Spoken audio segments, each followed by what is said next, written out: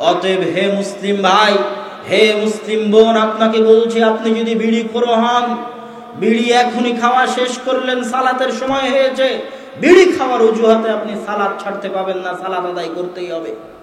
আপনি যদি ঘুষখোর হন, সুদখোর হন, এখনই টেবিলের নিচ দিয়ে লাখ টাকা কোটি টাকা সুদ ঘুষ নিয়েছেন, এই অজুহাতে আপনি সালাত ছাড়তে পাবেন না, সালাত আপনাকে আদায় করতেই হবে। এখনই যদি আপনি বেশ্যালয় থেকে বের হয়ে আসেন, ওই অজুহাতে সালাত পরিত্যাগ করতে পাবেন না, সালাত আপনাকে আদায় করতেই হবে। সালাতের বিকল্প কিছু নাই, সালাত আদায় করতেই হবে। যত বড় পাপী হন, যত বড় পাপিষ্ঠ হন, কি জন্য সালাত পরিত্যাগ করা যাবে না? এই সালাতই যদি ধরে রাখেন আপনি, এই সালাত একদিন আপনাকে গুনাহ থেকে বিরত রাখবেই রাখবেই রাখবেই ইনশাআল্লাহ। কি জন্য এই সালাত আপনাকে গুনাহ থেকে বিরত রাখবে? মানুষ জানে না। কোরআনের এই আয়াতের ব্যাখ্যা মানুষ বুঝতে পারে না যে ইন্নাস সালাতা তানহা আনিল ফাহশাই ওয়াল মুনকার, সালাত মানুষকে গুনাহ থেকে বিরত রাখতে পারে, আল্লাহ কোরআনে বলছেন। কিন্তু মানুষে জানে না, মানুষে বুঝে না। কিভাবে সম্ভব? দেখেন, পৃথিবীতে যত মানুষ গুনাহ করে, সব মানুষ গুনাহ করে অন্তরকে কন্ট্রোল না করতে পারার কারণে, অন্তরকে নিয়ন্ত্রণ করতে না পারার কারণে মানুষ গুনাহে লিপ্ত হয়। জিব্রাইলকে যখন আল্লাহ বলেছেন যাও জাহান্নাম দেখে আসো, হুজিবাতিল নারু বিশাহাওয়াত, আল্লাহ জাহান্নামকে ঘিরে দিয়েছেন মানুষের মনের চাহিদা দিয়ে, মনের চাওয়া, মনের পাওয়া, মনের আকাঙ্ক্ষা, মনের স্বাদ, মনের ইচ্ছা দিয়ে আল্লাহ জাহান্নামকে ঘিরে দিয়েছেন।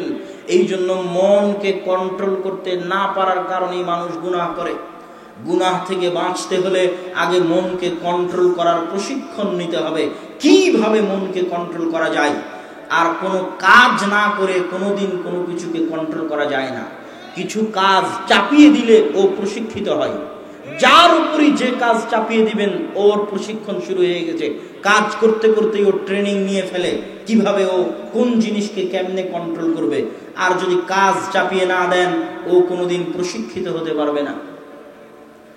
আপনার অন্তরকে যদি আপনি কন্ট্রোল করতে চান, গুনাহ থেকে বাঁচাতে চান, যে গুনাহ করতে চান না, আপনি গুনাহ থেকে বাঁচতে চান, পৃথিবীর যে কোনো গুনাহ থেকে বাঁচতে চান, তাহলে আগে আপনার অন্তরকে কন্ট্রোল করা শিখতে হবে। আর অন্তরের উপর কন্ট্রোল ক্ষমতা প্রতিষ্ঠা করার পৃথিবীতে সালাতের চাইতে বড় কোনো মাধ্যম নাই। 5 ওয়াক্ত সালাত মসজিদে জামাতে উপস্থিত হওয়া পৃথিবীর বুকে সবচেয়ে বড় চ্যালেঞ্জ। 5 ওয়াক্ত সালাত জামাতে মসজিদে উপস্থিত হওয়া পৃথিবীর বুকে মনের বিরুদ্ধে সবচেয়ে বড় চ্যালেঞ্জ। 5 ওয়াক্ত সালাতে জামাতে উপস্থিত হওয়া আসমানের নিচে জমিনের উপরে মনের বিরুদ্ধে লড়াই করে 5 ওয়াক্ত সালাতে মসজিদে উপস্থিত হওয়া পৃথিবীতে সবচেয়ে বড় চ্যালেঞ্জ। আর এই চ্যালেঞ্জ যে একবার গ্রহণ করতে পারে, ওর আত্মা ধীরে ধীরে ট্রেন আপ হয়। কিভাবে ও মনকে কন্ট্রোল করতে পারবে? একবার যদি 5 ওয়াক্ত সালাত নিয়মিত মসজিদে আদায় করার অভ্যাসই বানিয়ে ফেলে নিজের আত্মাকে, ওই আত্মা গুনাহ থেকে বিরত থাকা এমনি শিখে যাবে। যত মানুষ দেখবেন গুনাহে লিপ্ত, এরা কেউ নিয়মিত 5 ওয়াক্ত সালাত জামাতে আদায় করতে পারে না। এই জন্য তার অন্তরের উপর তার কন্ট্রোল ক্ষমতা প্রতিষ্ঠা হয় না, কেননা তার অন্তর তার নিয়ন্ত্রণের বাইরে। আপনি যদি অন্তরকে কন্ট্রোল করতে চান, প্রথম ফার্স্ট পদক্ষেপ হচ্ছে 5 ওয়াক্ত সালাত মনের বিরুদ্ধে লড়াই করে মসজিদে উপস্থিত হয়ে আদায় করতে হবে। তাহলে আপনার অন্তর প্রশিক্ষিত হবে, অন্তরকে আপনি কন্ট্রোল করা শিখে যেতে পারবেন। রাসূল সাল্লাল্লাহু আলাইহি ওয়াসাল্লাম এমনি বলেননি, কেউ যদি 40 দিন টানা 40 দিন 5 ওয়াক্ত সালাত তাকবীরে তাহরিমার সাথে উপস্থিত হয়ে আদায় করে, আল্লাহু আকবার বলে যে সালাত শুরু হয়, এই তাকবীরে তাহরিমার প্রথম তাকবীর মিস না দিয়ে টানা 40 দিন 5 ওয়াক্ত সালাত মসজিদে তাকবীরে তাহরিমার সাথে আদায় করে, ও জাহান্নাম থেকে মুক্ত। এত বড় ফজিলত তো আল্লাহ রাসূল এমনি ঘোষণা করেনি। কালকে থেকে শুরু করেন, কয়দিন পারেন। অনেক বড় কঠিন চ্যালেঞ্জ যে আপনি টানা 40 দিন 5 ওয়াক্ত সালাত জামাতের সাথে তাকবীরে তাহরিমা মিস না দিয়ে আদায় করবেন। অনেক বড় কঠিন চ্যালেঞ্জ। অন্তরের জন্য সবচেয়ে বড় প্রশিক্ষণ। কেউ যদি একবার 40 দিন টানা আদায় করে ফেলে, ওর অন্তরের একটা প্রশিক্ষণ কোর্স কমপ্লিট হয়ে যাবে এবং অটোমেটিক ও জাহান্নাম থেকে মুক্ত হয়ে যাবে। ওর অন্তর প্রশিক্ষিত হয়ে যাবে গুনাহ থেকে বিরত থাকার জন্য। অন্তরকেও নিজের কন্ট্রোলে নিয়ে চলে আসবে। অন্তর মুতাআওয়াদ বিইবাদাতিল্লাহ, আল্লাহর ইবাদতে অভ্যস্ত হয়ে যাবে। অন্তরের উপর কন্ট্রোল ক্ষমতা প্রতিষ্ঠার শেষ স্তর, লাস্ট স্টেপ, টপ লেভেলের স্টেপ, সালাতুর রাজুলি ফি জাওফিল লাইল ওয়ান নাস নিয়াম। মানুষ যখন রাতে ঘুমিয়ে থাকে, রাতের শেষ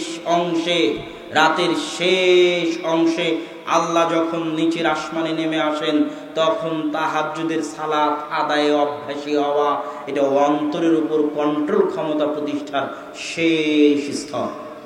আল্লাহ সুবহানাহু ওয়া তাআলা আল্লাহর রাসূলকে বলেছিলেন যে ফাতাহাজ্জাত বিহি নাফিলা, আপনাকে অনেক বড় দায়িত্ব দিচ্ছি, এই দায়িত্ব প্রতিষ্ঠা করার জন্য, ভালোভাবে পালন করার জন্য অন্তরের উপর যেই পরিমাণ কন্ট্রোল ক্ষমতা প্রয়োজন, আপনার আত্মাকে তো জমজমের পানি দিয়ে সিনা চাক করে ধুয়ে পরিষ্কার করে পুনরায় সেলাই করে দেওয়া আছে। তারপরও অন্তরকে প্রশিক্ষিত রাখার জন্য যেই কাজটা আপনাকে করতেই হবে, সেটা হচ্ছে রাতে তাহাজ্জুদের সালাত আপনাকে আদায় করতে হবে। আসা ইয়াবাসাকা রাব্বুকা মাকামান মাহমুদা, আপনি যদি রাতে নিয়মিত তাহাজ্জুদের সালাত আদায় করেন হে মুহাম্মদ সাল্লাল্লাহু আলাইহি ওয়াসাল্লাম, তাহলে কিয়ামতের মাঠে আল্লাহ আপনাকে সবচেয়ে সম্মানিত করবেন, মাকামান মাহমুদ দিবেন। আল্লাহু আকবার। তাহলে আপনি আপনার অন্তরের উপর যদি কন্ট্রোল ক্ষমতা প্রতিষ্ঠা করতে চান, তার শেষ স্তর হচ্ছে রাতে তাহাজ্জুদের সালাত নিয়মিত আদায় করা। যে একবার 5 ওয়াক্ত সালাত নিয়মিত আদায়ে অভ্যাসী হয়ে গেল, রাতে তাহাজ্জুদ সালাত নিয়মিত আদায়ে অভ্যাসী হয়ে গেল, ও অটোমেটিকই অন্য গুনাহ থেকে বিরত থাকা শুরু করে দিবে। অটোমেটিক। ইন্নাস সালাতা তানহা আনিল ফাহশাই ওয়াল মুনকার, সালাত আপনাকে গুনাহ থেকে বিরত রাখবে। আর যদি সালাত ছেড়ে দেন গুনাহের অজুহাতে, বিড়ি খাই তাই সালাত আদায় করব না, সুদ খাই তাই সালাত আদায় করব না, ঘুষ খাই তাই সালাত আদায় করব না, মাআযাল্লাহ, আপনার হেদায়েতের সব রাস্তা বন্ধ হয়ে যাবে। আপনার হেদায়েতের কোনো রাস্তা আর খোলা থাকবে না। সালাত ছাড়বেন না। সালাত আপনাকে একদিন হেদায়েতের রাস্তায় নিয়ে যাবেই যাবে ইনশাআল্লাহ। সালাত একদিন আপনাকে অন্ধকার থেকে আলোর পথে নিয়ে যাবেই যাবে ইনশাআল্লাহ। যত কিছুই হোক, সালাত পরিত্যাগ করবেন না। সম্মানিত উপস্থিতি, সালাত এত গুরুত্বপূর্ণ, এত জরুরি একটি ইবাদত। সালাতের বিষয়ে তৃতীয় গুরুত্বপূর্ণ পয়েন্ট হচ্ছে, ইসলামে যত ইবাদত আছে, সব ইবাদতের যত শর্ত দেওয়া আছে, ওই শর্তগুলো যদি মিস হয়, ইবাদতও মিস। ইবাদতের আর দরকার নাই, শর্ত নাই, ইবাদত নাই, শর্ত নাই, ইবাদত নাই। যাকাত আদায়ের শর্ত নিসাব পরিমাণ সম্পদের মালিক হওয়া, নিসাব পরিমাণ সম্পদের মালিক হতে পারেনি, যাকাত নাই। হজ আদায়ের জন্য শর্ত হচ্ছে সম্ভাবনা থাকতে হবে, মান ইসতাতা ইলাইহি সাবিলা, হজ করতে যাওয়া পর্যন্ত শারীরিক সক্ষমতা, অর্থনৈতিক সক্ষমতা থাকতে হবে। শারীরিক সক্ষমতা নাই, অর্থনৈতিক সক্ষমতা নাই, হজ মওকুফ, হজ আদায় করা লাগবে না। সিয়াম পালনের জন্য শরীর সুস্থ থাকা লাগবে, শরীর অসুস্থ, সিয়াম পালন করা লাগবে না। যদি আপনি চিরস্থায়ী অসুস্থ হন, আপনার পক্ষ থেকে ফিদিয়া দিয়ে দিবেন, আপনাকে সিয়াম আদায় করা লাগতেছে না।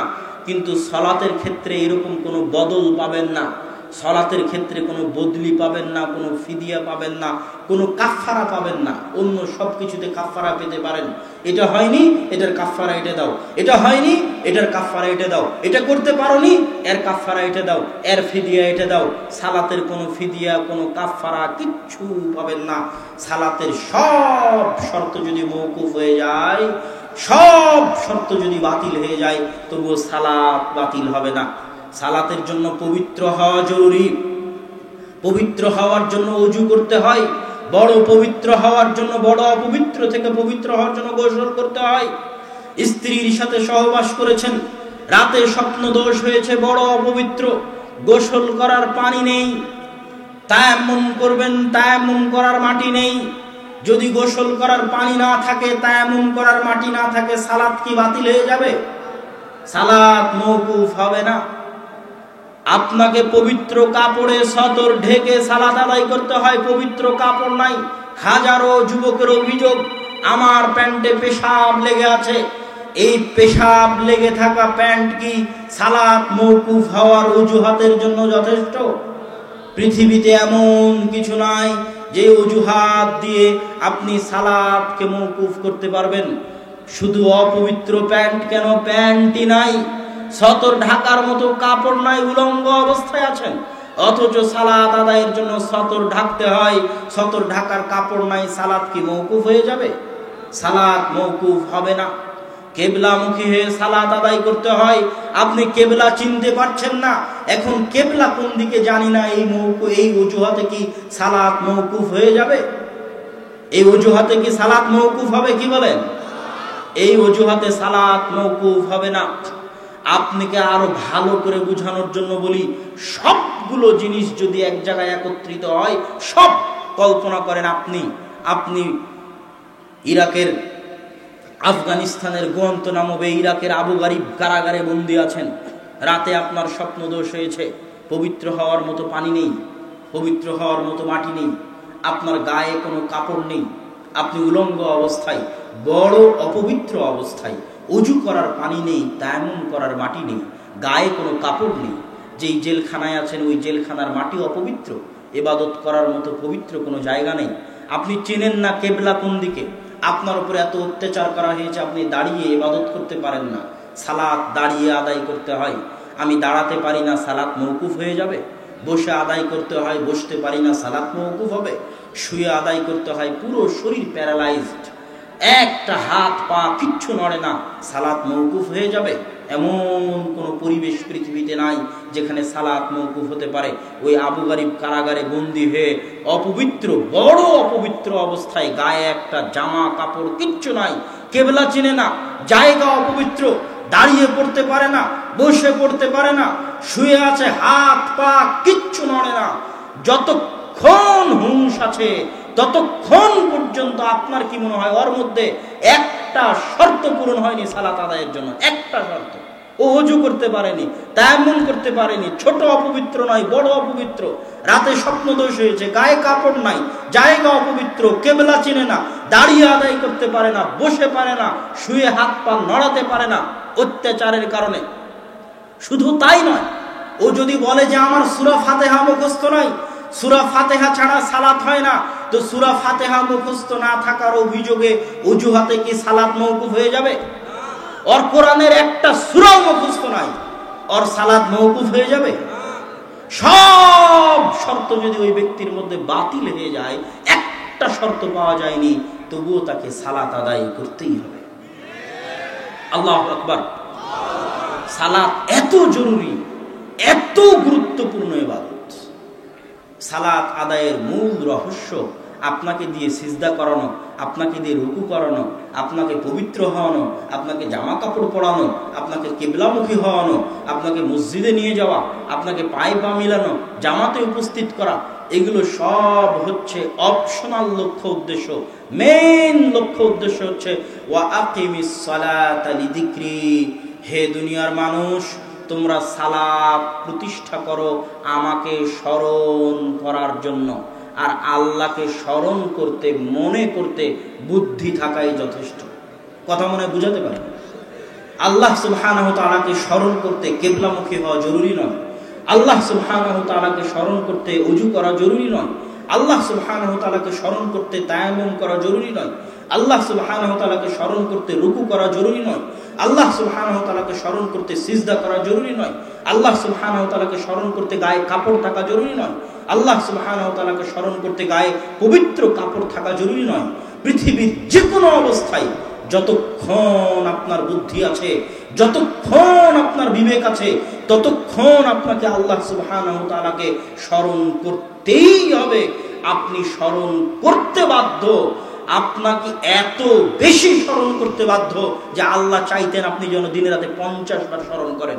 ওমা খালাকতুল জিন্না ওয়াল ইনসা ইল্লা লিয়াবুদুন, আমি মানুষকে সৃষ্টি করেছি আমার ইবাদতের জন্য, আর ইবাদতের সবচেয়ে বড় অংশ হচ্ছে সালাত। তথা আল্লাহ যদি বলতেন, আমরা যদি বুঝি যে আমি মানুষকে সৃষ্টি করেছি সালাত আদায় করার জন্য, ভুল হবে না। মানুষকে সৃষ্টি করা হয়েছে যেন সে সালাত আদায় করে বললে ভুল হবে না। যদিও ইবাদতের আরো অংশ আছে। আল্লাহর দাসত্ব মানে 24 ঘন্টা দাসত্ব। আল্লাহর দাসত্ব মানে শুধু মসজিদের মধ্যে নয়, আল্লাহর দাসত্ব মানে শুধু সালাতে নয়। ইয়াবুদুন মানে ইবাদত করলে মানুষ ভুল বুঝে যে ইবাদত মানে মনে হয় শুধু সালাত, অথচ ইয়াবুদুন শব্দের মূল মাত্রা হচ্ছে আব্দুন, আইন বা দাল। আব্দুন মানে গোলাম, বান্দা, দাস। ইয়াবুদুন মানে গোলামি করে, বন্দিগি করে, দাসত্ব করে। আর দাসত্ব শুধু মসজিদে নয়, জন্ম থেকে মৃত্যু পর্যন্ত, মাথার চাঁদি থেকে পায়ের পাতা পর্যন্ত, সকাল থেকে সন্ধ্যা পর্যন্ত 24 ঘন্টা আল্লাহর দাসত্ব করার নাম দাসত্ব।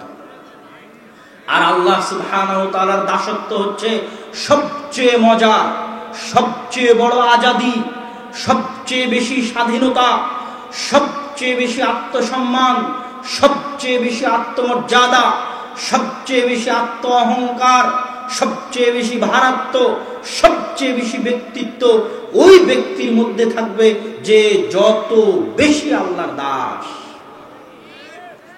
আর যে যত কম আল্লাহর দাস ও তত অন্য কিছুর দাস। যে যত কম আল্লাহর দাস ও তত অন্য কিছুর দাস। দেখবেন কেউ ফ্রি ফায়ার পাবজি গেমের দাস, দেখবেন কেউ মদ জুয়ার দাস গোলাম, দেখবেন কেউ নারীর দাস, দেখবেন কেউ আইপিএল বিপিএল এর জুয়ার দাস। অসংখ্য দাস, সব এরা হচ্ছে মিন ইবাদিশ শায়াতিন, শয়তানের দাস। দিন শেষে শয়তানের গোলামি করে। আর সবচেয়ে স্বাধীন, সবচেয়ে আজাদ যে পৃথিবীর, এগুলো সব দাসত্বের শৃঙ্খলকে, ক্ষমতার দাসত্ব। মানুষ ক্ষমতার দাসত্ব বরণ করে। যেমন আবু বকর রাদিয়াল্লাহু তাআলা আনহু কোনো সময় ক্ষমতার দাসত্ব বরণ করেননি। এই শিক্ষা আল্লাহ রাসূল তাকে দিয়ে গেছেন। তিনি এই শিক্ষায় আল্লাহ রাসূলের কাছে পেয়েছেন যে আমি 100তে 100 আল্লাহর দাসত্ব করব। আল্লাহর 100তে 100 দাসত্ব করতে গিয়ে যদি ক্ষমতা যা থাক তাতে আমার কোনো পরোয়া নাই। আল্লাহর 100তে 100 দাসত্ব করতে গিয়ে আমার ক্ষমতা, টাকা পয়সা, ধন দৌলত থাক যাক তাতে আমার কোনো পরোয়া নেই। উনি যদি একটু কম্প্রোমাইজ করতেন তাহলে উনি 100তে 100 আল্লাহর দাস থাকতে পারতেন না। উনি দুনিয়াকে ভয় পেয়ে যেতেন, ক্ষমতাকে ভয় পেয়ে যেতেন, ক্ষমতার গোলাম হয়ে যেতেন। বলেন কি আপনি, যারা যাকাত দিচ্ছে না এদের বিরুদ্ধে যুদ্ধ করবেন, এরা শব্দ কালেমায়ে শাহাদা পড়ে মুসলমান হয়েছে। ক্ষমতা চলে যেতে পারে। ক্ষমতার ভয়ে একটু ভিতরে ঢোকা মানে ক্ষমতার দাস হয়ে যাওয়া। আপনি পৃথিবীর যত মানুষ আছে সব মানুষ দেখবেন কোনো না কোনো কিছুর দাসত্ব বরণ করে আছে। আর এগুলো সব দাসত্বের শৃঙ্খলা ভঙ্গ করে, সব দাসত্বের জিঞ্জিরকে চূর্ণ বিচূর্ণ করে যে 100তে 100 আল্লাহর গোলাম, আল্লাহর দাস ও পারমাণবিক বমের চেয়েও শক্তিশালী। ও হচ্ছে ইব্রাহিম আলাইহিস সালাতু ওয়াস সালামের মতো উঁচু আত্মমর্যাদা সম্পন্ন। পৃথিবীতে এমন কেউ নাই যে তাকে কিনে নিতে পারে। পৃথিবীতে এমন কেউ নাই যে তাকে টাকার বিনিময়ে ক্রয় করে নিতে পারে, কেউ নাই। এই জন্য বলছিলাম আল্লাহ সুবহানাহু ওয়া তাআলার দাসত্বের সবচেয়ে বড় মাপকাঠি হচ্ছে সালাত। সালাত দিয়ে আল্লাহকে স্মরণ করতে বলা হয়েছে। সালাতের এই মূল রহস্য আল্লাহকে স্মরণ করা। এই আল্লাহ সুবহানাহু ওয়া তাআলাকে স্মরণ করাটা আল্লাহ এত বেশি চান, এত বেশি চান, এত বেশি চান যে মানুষ আল্লাহকে স্মরণ করুক। এই স্মরণ করাটা আল্লাহ সুবহানাহু ওয়া তাআলা এত বেশি চান, এত বেশি চান যে তার নবী রাসূলদের পর্যন্ত আল্লাহ সুবহানাহু ওয়া তাআলা, নবী সম্পর্ক আছে, যোগাযোগ আছে, তারপরেও আল্লাহ সুবহানাহু ওয়া তাআলা নবীদের ক্ষেত্রে বলছেন স্মরণ করার কথা। ইউনূস আলাইহিস সালাতু ওয়াস সালামের কথা বলতে গিয়ে আল্লাহ সুবহানাহু ওয়া তাআলা পবিত্র কোরআন মাজিদে বলছেন, ইউনূস আলাইহিস সালাতু ওয়াস সালাম যখন মাছের পেটে, তখন তিনি বলছেন লা ইলাহা ইল্লা আনতা সুবহানাকা ইন্নী কুনতু মিনাজ জালিমিন।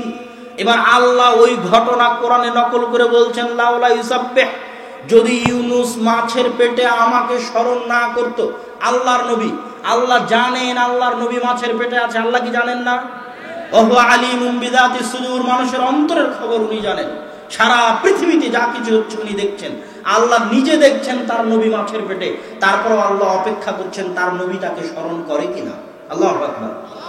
এবার আল্লাহ কোরআনে বলছেন আমার নবী যদি আমাকে স্মরণ না করত, আমার নবী হওয়ার পরেও আমি আমার নবীকে কিয়ামত পর্যন্ত মাছের পেটেই রেখে দিতাম।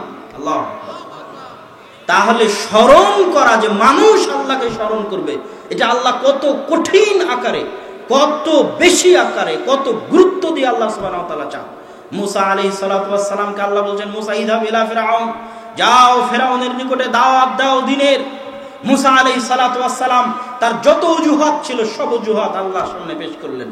আল্লাহ, আমার মুখের কথা ঠিক নাই, জিহ্বা পুড়ে গেছে, ফেরাউন অনেক শক্তিশালী, আমাকে পরামর্শ দেওয়ার কেউ নাই, জাআলনি ওয়াজিরা, আমার ভাইকে আমার পরামর্শদাতা করে দিন, আমার জিহ্বা ঠিক করে দিন। আল্লাহ বললেন, পড়ো, রব্বি শরহ লি সাদরি ওয়া ইয়াসসির লি আমরি ওয়াহলুল উকদাতাম মিন লিসানি ইয়াফকাহু কওলি। পড়ো। আল্লাহ জিহ্বা ঠিক করে দিলেন, লাঠি দিলেন মুজিজা হিসেবে, বগলের থেকে হাত বের করলে হাত জলজল করে, ভাইকে দিলেন নবী করে পরামর্শদাতা হিসেবে, সব দিয়ে দিলেন। দিয়ে দেওয়ার পরে এবার আল্লাহ বলছেন, মুসা আলাইহিস সালাতু ওয়াস সালাম সব মুজিজা, সব দাবি পূরণ হওয়ার পর যদি মুসা আলাইহিস সালাম মনে করে যে মুই কি হনুরে, এখন তো আর আমার কাছেই সব কিছু, আমি এখন যা ইচ্ছা তাই করব, আল্লাহ সুবহানাহু ওয়া তাআলাকে এখন না ডাকলেও চলতে পারে। তখন আল্লাহ সুবহানাহু ওয়া তাআলা মুসা আলাইহিস সালামকে সতর্ক করে দিচ্ছেন, ওয়ালা তানিয়া ফি যিকরি, তোমাদেরকে সব দাবি পূরণ করে দিলাম, কিন্তু শোনো, তোমরা দুইজন মিলে আমাকে ডাকতে, আমাকে স্মরণ করতে ভুলিও না। আচ্ছা, আল্লাহর কি তার নবীর সাথে যোগাযোগ নাই? আল্লাহর কি তার নবীর সাথে কথা হয় না? মুসা কালিমুল্লাহ, আল্লাহ মুসা আলাইহিস সালাতু ওয়াস সালামের সাথে কথা বলেছেন তুর পাহাড়ে। তারপরেও আল্লাহ চাচ্ছেন যে মুসা চাক, মুসা বলুক। আরো একটা উদাহরণ দিই আপনাকে। যখন মুসা আলাইহিস সালাতু ওয়াস সালাম বললেন, হে আল্লাহ, আমার জিহ্বায় সমস্যা। আচ্ছা, আল্লাহ তো কুন ফায়াকুন, হও, সাথে সাথে হয়ে যায়। এটা আল্লাহ কোরআনে বলেননি, হও বললেই হয়ে যায়, এটা আল্লাহর আদেশ। আল্লাহ সুবহানাহু ওয়া তাআলা সাথে সাথে কুন বলে মুসা আলাইহিস সালাতু ওয়াস সালামের জিহ্বা ঠিক করতে পারতেন না? পারতেন না? পারতেন।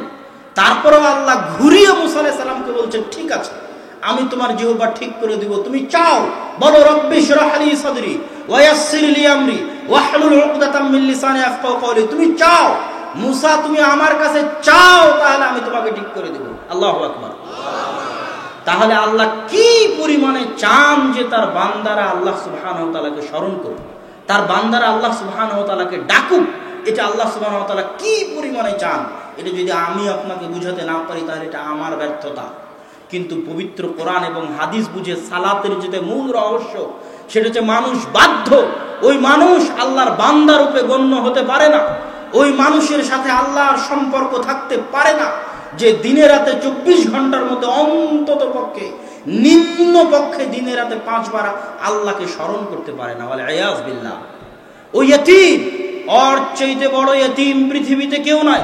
যার বাপ মারা গেছে ও অত বড় ইয়তীম নয়, যত বড় ইয়তীম ও যার সাথে আল্লাহর সম্পর্ক নাই।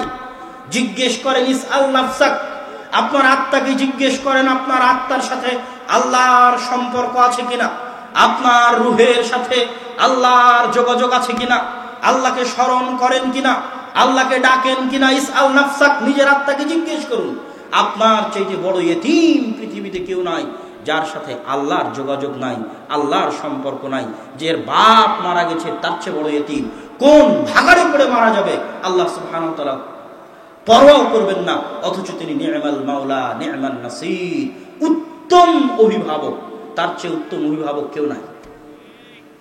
আপনার সবচেয়ে প্রিয়, সবচেয়ে কাছের, সবচেয়ে নিকটের, সবচেয়ে ভালোবাসার, সবচেয়ে আপন আপনার সৃষ্টিকর্তা আল্লাহ সুবহানাহু ওয়া তাআলা। রাসূল সাল্লাল্লাহু আলাইহি ওয়াসাল্লাম একটা হাদিস বলতে গিয়ে বলছেন যে মানুষ যখন আল্লাহকে স্মরণ করে, আল্লাহর দিকে ফিরে যায়, তখন আল্লাহ কত খুশি হন। এখানে আমি আপনাকে আবারও বলি, এই রূহ কিন্তু পৃথিবীতে সৃষ্টি হয়নি, আল্লাহর পক্ষ থেকে পাঠানো। এই রূহ কিন্তু আল্লাহর কাছে সাক্ষ্য দিয়েছিল, আলাস্তু বিরব্বিকুম ক্বালু বালা। রূহ কিন্তু বলেছিল, হ্যাঁ আমরা সাক্ষ্য দিচ্ছি আপনি আমাদের প্রতিপালক। এই জন্য রূহ কিন্তু জন্মগতভাবে, তাবিঈভাবে, ফিতরাতান ভাবে আল্লাহর দিকে ফিরে যেতে চায়। কিন্তু শয়তানের প্ররোচনায় পড়ে মানুষ যখন গুনাহ করে, তখন রূহের উপর অত্যাচার হয়। রব্বানা যালামনা আনফুসানা, এই বাক্যের শাব্দিক অনুবাদে কোথাও পাবেন না যে আল্লাহ আমরা গুনাহ করেছি।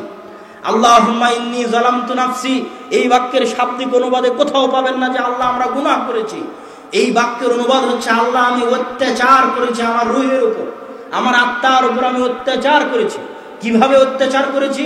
আত্মা চায় আল্লাহর দিকে ফিরে যেতে, কিন্তু আপনি ওই যে আলহাকুমুত তাকাসুর, মৃত্যু থেকে, আল্লাহ থেকে ওকে অন্য জিনিসে দূরে রেখেছেন, তখন আত্মার উপর কালো দাগ পড়তে পড়তে পড়তে পড়তে পড়তে পড়তে আত্মা মাজলুম, অত্যাচারিত, নিষ্পেষিত, আল্লাহ সুবহানাহু ওয়া তাআলার সম্পর্ক থেকে, আল্লাহ সুবহানাহু ওয়া তাআলার ভালোবাসা থেকে, আল্লাহর দয়া, আল্লাহর রহমত, আল্লাহর করুণা থেকে বঞ্চিত হয়ে গেছে। এই আত্মাকে যদি আপনি আল্লাহ সুবহানাহু ওয়া তাআলার সাথে সম্পৃক্ত করেন, ও প্রশান্ত হয়ে যাবে।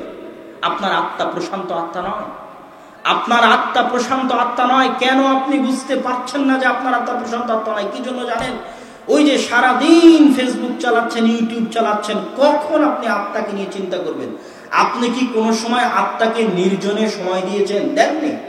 24 ঘন্টা আলহাকুমুত তাকাসুর, দুনিয়ার নেশা আপনাকে আপনার আত্মা, আপনার রব, আপনার মৃত্যু থেকে ভুলিয়ে রেখেছে। এটা ভয়ঙ্কর রকমের ধোঁকা।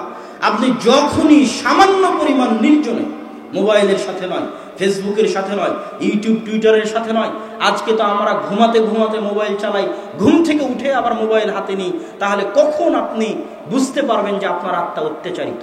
কখন আপনি বুঝতে পারবেন যে আপনার আত্মা প্রশান্ত আত্মা নয়, ছটপট করছে, ভিতরে ফেলে দিচ্ছে? হুয়া ইউরিদু আন ইয়ারজি'a ইলা রাব্বিহি, আপনার আত্মা চায় আল্লাহর দিকে ফিরে যেতে। আলা বিযিকরিল্লাহি তাতমাইন্নুল কুলুব, শোনো দুনিয়ার মানুষ, আলা বিযিকরিল্লাহ, শোনো দুনিয়ার মানুষ, আলা বিযিকরিল্লাহি তাতমাইন্নুল কুলুব, আল্লাহর স্মরণে পৃথিবীর আত্মাগুলো প্রশান্ত হয়। আল্লাহর স্মরণে পৃথিবীর আত্মাগুলো প্রশান্ত হয়। আল্লাহর স্মরণে পৃথিবীর আত্মাগুলো প্রশান্ত হয়। আপনি আল্লাহ সুবহানাহু ওয়া তাআলাকে নির্জনে স্মরণ করেন, আপনার আত্মার চোখের পানি ছেড়ে দিয়ে বলবে, এতদিন আপনি আত্মার উপর অত্যাচার করেছেন, আপনি আত্মার উপর জুলুম করেছেন, আল্লাহর স্মরণেও প্রশান্ত হচ্ছে। অতএব সম্মানিত উপস্থিতি, আপনার সাথে নিজের আত্মাকে জিজ্ঞেস করে দেখুন, আপনার সাথে আল্লাহর সম্পর্ক আছে কিনা। আপনার সাথে আল্লাহর সম্পর্ক থাকলে আপনার আত্মা যেমন প্রশান্ত হয়, আল্লাহ সুবহানাহু ওয়া তাআলা তেমন খুশি হন। আল্লাহ সুবহানাহু ওয়া তাআলা এত খুশি হন, এত খুশি হন, এত খুশি হন যে রাসূল সাল্লাল্লাহু আলাইহি ওয়াসাল্লাম বলছেন যে নির্জন মরুভূমিতে একবার রাস্তা হারিয়ে গেলে মানুষ কোনোদিন পথ খুঁজে পাবে না। ওই মরুভূমির মধ্যেই ঘুরতে ঘুরতে মারা যাবে, এটা আজকেও সম্ভব।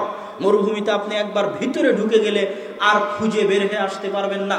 নির্জন মরুভূমিতে যখন কোনো ব্যক্তি তার বাহন উটকে হারিয়ে ফেলে, উট মরুভূমির রাস্তা চিনে যখন সে তার বাহন উটকে হারিয়ে ফেলে, তখন সে জেনে নেয় নিশ্চিত তার মৃত্যু। সে জেনে নেয় যে সে নিশ্চিত মৃত্যুবরণ করবে। ধরেন ওই উদাহরণ যদি আপনার বুঝে না আসে, আমি উদাহরণ দেওয়ার জন্য বলছি। ক্যান্সার রোগীরা নিশ্চিত জানে তারা মারা যাবে, জানে না? আমরাও জানি নিশ্চিত মারা যাব, কিন্তু আমাদের আর তাদের মধ্যে পার্থক্য আছে। তারা নিশ্চিত জানে যে ও আর 6 মাস বাঁচবে, ও নিশ্চিত জানে যে ও মাত্র আর 1 বছর বাঁচবে। এর মধ্যেও মারা যেতে পারে, কিন্তু 1 বছরের বেশি বাঁচার সম্ভাবনা নাই, 6 মাসের বেশি বাঁচার সম্ভাবনা নাই। ও নিশ্চিত জানে মারা যাবে। লাস্ট 4th স্টেপ, চতুর্থ স্টেপে অবস্থান করছে ওর ক্যান্সার, গোটা শরীর ছড়িয়ে পড়েছে, ও মারা যাবে, নিশ্চিত জানে মারা যাবে। তো ওই ব্যক্তি যেমন নিশ্চিত জানে মরুভূমিতে হারিয়ে যাওয়া ব্যক্তি মারা যাবে, এখন হুট করে ঘুম থেকে উঠে দেখছে তার উট ফিরে এসেছে। ওই ক্যান্সার থেকে একটা ব্যক্তি হুট করে দেখছে সকালবেলা ওর শরীরে কোনো ক্যান্সারই নাই। হতে পারে না? পারে না? বলেন তো, পারে। তো এই ব্যক্তি একদম মৃত্যুর মুখ থেকে ফিরে যখন খুশি হয়, তখন খুশির আতিশয্যে ভুল বকে, খুশির আনন্দে আত্মহারা হয়ে ভুল বকে বলে, আল্লাহ আপনি আমার বান্দা, আমি আপনার রব। ভুলে আনন্দের আত্মহারায় ভুলে কথা বলে। এবার রাসূল সাল্লাল্লাহু আলাইহি ওয়াসাল্লাম বলছেন, নিশ্চিত মৃত্যু থেকে ফিরে আসা এই ব্যক্তি মৃত্যু থেকে বাঁচার কারণে যতটা আনন্দিত, কোনো বান্দা যখন আল্লাহর দিকে ফিরে যায় তখন আল্লাহ তার চেয়ে বেশি আনন্দিত হন। আল্লাহ সুবহানাহু ওয়া তাআলা আপনার অপেক্ষায় আছে। আল্লাহ সুবহানাহু ওয়া তাআলা আপনাকে সবচেয়ে বেশি ভালোবাসে। আল্লাহ সুবহানাহু ওয়া তাআলা রাতের শেষ অংশে এসে বলেন, ডাকেন, হাল মিন মুস্তাগফিরিন ইস্তাগফিরুনি, আছে কি কোনো ক্ষমা প্রার্থনাকারী যে ক্ষমা চায়? হাল মিন মুস্তারজিকিন ইস্তারজিকুনি, আছে কি কোনো রিজিক প্রার্থনাকারী রিজিক চায়? আছে কি কোনো দোয়াকারী যে আল্লাহ সুবহানাহু ওয়া তাআলাকে ডাকে? আল্লাহ বান্দার এত নিকটে, তিনি বান্দাকে এত বেশি ভালোবাসেন, এত বেশি ভালোবাসেন ওয়াল্লাহি আল্লাহর কসম আপনি বিশ্বাস করবেন, আপনার মা, আপনার বাবা, আপনার সন্তান সন্ততি সকলের চাইতে আপনার প্রতিপালক আল্লাহ সুবহানাহু ওয়া তাআলা আপনাকে বেশি ভালোবাসেন। এটা আপনাকে বিশ্বাস করতে হবে। কি জন্য? আপনি হচ্ছেন আল্লাহর বান্দা, আপনি হচ্ছেন আল্লাহর সৃষ্টিজীব। বান্দার সাথে প্রতিপালকের সম্পর্ক ডাইরেক্ট কানেকশন আপনার সাথে আল্লাহ সুবহানাহু ওয়া তাআলার। কোনো মাধ্যম, কোনো লিঙ্ক, কোনো ওয়াস্তা লাগে না। কোরআন মাজিদের একটা আয়াত পড়লে আপনি বুঝবেন যে আল্লাহ আপনাকে কতখানি ভালোবাসে। ওই আয়াতটার গূঢ় জিনিস আপনাকে অনুভব করতে পারতে হবে। ওই আয়াতে বলছে, হে আল্লাহ, ইন তুআযিবুহুম, আপনি যদি আযাব দেন, শাস্তি দেন, ফাইন্নাকা আনতাল আজিজুল হাকীম, আপনি তো মহা পরাক্রমশালী, মহা প্রজ্ঞাময়, শাস্তি দিলে কে ঠেকাবে? পৃথিবীতে এমন কেউ নাই যে ঠেকাতে পারে। সারা পৃথিবীকে একসাথে ধূলিসাৎ করে দিলেও কেউ ঠেকানোর নেই। আর যদি আপনি শাস্তি দিতে চান, আপনি যদি ক্ষমা করতে চান, তাহলে পৃথিবীতে এমন কেউ নাই যে আপনাকে ঠেকাতে পারে ক্ষমা করা থেকে। আল্লাহ যদি বলেন আমি ফেরাউনকে ক্ষমা করে দিব, এমন কি কেউ আছে যে আল্লাহকে ঠেকাতে পারবে ফেরাউনকে ক্ষমা করা থেকে? কেউ পারবে না। আল্লাহ সুবহানাহু ওয়া তাআলা যদি কাউকে ক্ষমা করতে চায়, কেউ ঠেকাতে পারবে না। কিন্তু আল্লাহ যদি শাস্তি দেয়, তখন কোরআনের আয়াতে বলা আছে, হে আল্লাহ, আপনি যদি শাস্তি দেন, আপনি আপনার বান্দাকেই শাস্তি দিবেন। কাকে শাস্তি দিবে? আল্লাহ। আল্লাহ সুবহানাহু ওয়া তাআলা তার বান্দাকেই শাস্তি দিবে। হে আল্লাহ, আপনি যদি শাস্তি দেন, তাহলে বান্দাকেই শাস্তি দিবেন। আর যদি ক্ষমা করেন, তাহলে কেউ ঠেকানোর নাই, বাধা দেওয়ার নাই যে আপনাকে বাধা দিবে। সম্মানিত উপস্থিতি, সালাতের বিষয়ে গুরুত্বপূর্ণ জরুরি আলোচনা করছিলাম, যার তৃতীয় পয়েন্ট শেষ করে এবার সালাতের চতুর্থ পয়েন্টে প্রবেশ করতেছি।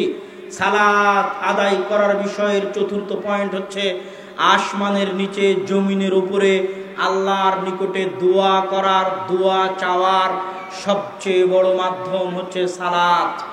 আসমানের নিচে জমিনের উপরে আল্লাহর নিকটে দোয়া চাওয়ার, দোয়া প্রার্থনা করার সবচেয়ে বড় মাধ্যম হচ্ছে সালাত।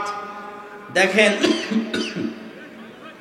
রাসূল সাল্লাল্লাহু আলাইহি ওয়াসাল্লাম যখন তিনি দেখলেন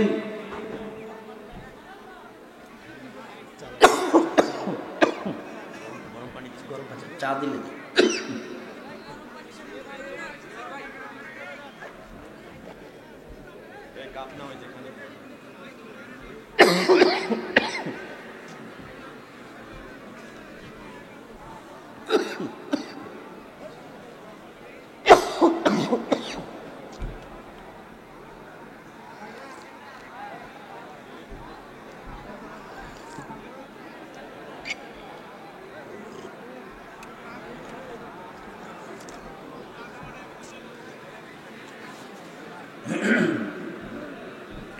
সম্মানিত উপস্থিতি, সালাতের আলোচনার শেষের দিকে চলে এসেছি।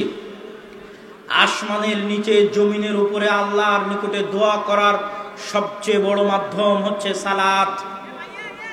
রাসূল সাল্লাল্লাহু আলাইহি ওয়াসাল্লামের যখন বৃষ্টি চাওয়ার দরকার হলো, আল্লাহ রাসূল সাহাবীদেরকে নিয়ে একত্রিত হয়ে হাত তুলে দোয়া করে আল্লাহর দরবারে বৃষ্টি চাইতে পারতেন। রাসূল সাল্লাল্লাহু আলাইহি ওয়াসাল্লাম সাহাবীদেরকে নিয়ে একসাথে একত্রিত হয়ে হাত তুলে দোয়া করে বৃষ্টি চাইতে পারতেন। আল্লাহ রাসূল তা না করে সাহাবীদের নিয়ে চলে গেলেন মাঠে। মাঠে গিয়ে সালাত কায়েম করলেন বৃষ্টি চাওয়ার জন্য।